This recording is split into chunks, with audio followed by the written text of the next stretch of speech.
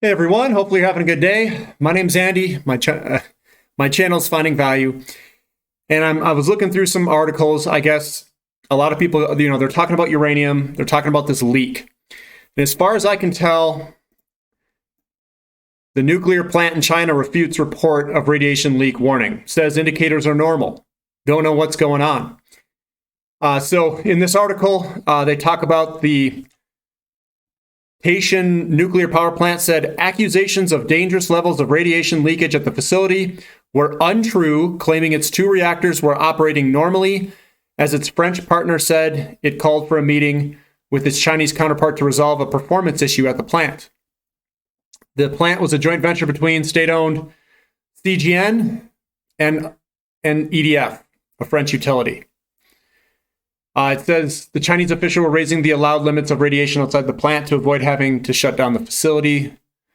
But recently, there's been some agencies and media organizations paying attention to and inquiring into the situation at the nuclear power plant. The operator of the plant said it's come down here. They said nuclear reactors was operating normally while the second had completed a planned overhaul, the facility's first since operations began, and was connected to the power grid on June 10th. So all operating indicators of the two units have met the requirements of nuclear safety regulations and technical requirements for power plants. So environmental indicators at present are within their normal range for both the Haitian plant and the surrounding environment. So I'm guessing that this is just one big push. Now, if you look at my technical analysis on uranium sector, go look at some of those clips last week. And remember what I said, that some of them were forming these patterns that had a shape where it was a ascending wedge pattern. If you want to type it into Google, type in ascending wedge pattern. They had an XE, CCJ, a couple of these larger ones had an ascending wedge pattern. And perhaps maybe they were going to release news like this to kind of help it push it down, because the pattern was there. It just needed something to push it over the top.